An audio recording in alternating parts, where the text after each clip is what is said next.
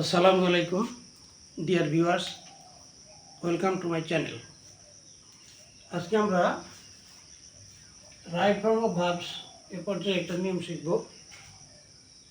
নিয়মটা হলো, সেন্টেন্সের মাঝে যদি স্টার্টে থাকে তাহলে এই সেন্টেন্সটা পাস্ট ইনডিফিনিট টেন্সে হবে। যেমন যদি বলা হয়, এরকম দেওয়া থাকলো রাইট ফর্ম অফ ভার্বে যে হি ব্র্যাকেটে দেওয়া থাকলো to go to Dhaka yesterday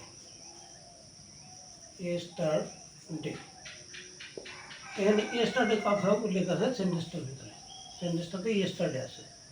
তাহলে আমাদেরকে ধরে নিতে হবে যে সেন্টেন্সটা পাস্ট ইনডিফিনিট টেন্সের হবে, পাস্ট ইনডিফিনিট টেন্সের হবে। তাহলে আমরা রাইট ফর্ম অফ ভার্বে ভার্বটা কীভাবে ঠিক করব?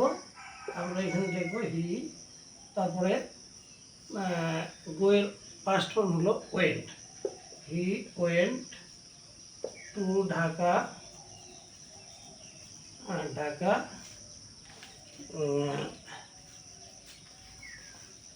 yesterday. He went to Dhaka yesterday.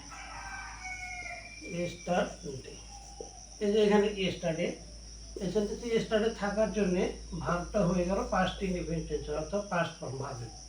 গো হলো প্রেজেন্ট ফর্ম আর তার পাস্ট ফর্ম হলো ওয়েন্ট। তাহলে এই গো ভার্বের রাইট ফর্মটা হচ্ছে এখানে ওয়েন্ট। হ্যাঁ, he went to Dhaka yesterday। আর agreement of the verb with the subject, এই যে সাবজেক্ট হলো এটা হি আর ওয়েন্ট হলো ভার্ব। হ্যাঁ, এগ্রিমেন্ট হলো যেহেতু এখানে ইয়েস্টারডের কথা আছে, তাই সাবজেক্টের পরে আমরা পাস্ট ইনডিফিনিট টেন্সে প্রিন্সিপাল ভার্বের প্রেজেন্ট ফর্ম লিখি। হ্যাঁ, এইভাবে ইয়েস্টারডে থাকলে সেই সেন্টেন্সটা পাস্ট ইনডিফিনিট টেন্সের হবে, ভার্বটা হবে রাইট ফর্ম অফ ভার্ব হবে, পাস্ট প্রিন্সিপাল ভার্বের পাস্ট ফর্ম হবে। আজকে এই পর্যন্তই, আবার দেখা হবে ইনশাল্লাহ। থ্যাংক ইউ অল, আল্লাহ হাফিজ।